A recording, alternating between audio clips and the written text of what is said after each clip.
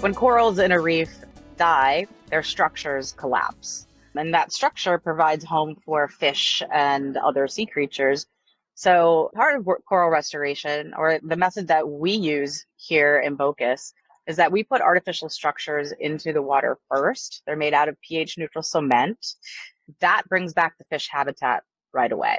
And we plant the corals then on top of the cement, and then the coral polyps grow over the cement using it as their backbone, their structure.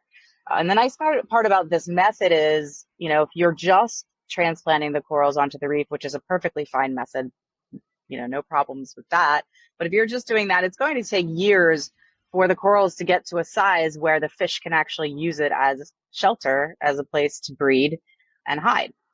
So what we think is kind of unique, there are other restoration programs that use this too, but what's unique about this method is, like I said, building up the structures first and growing the corals on top from there.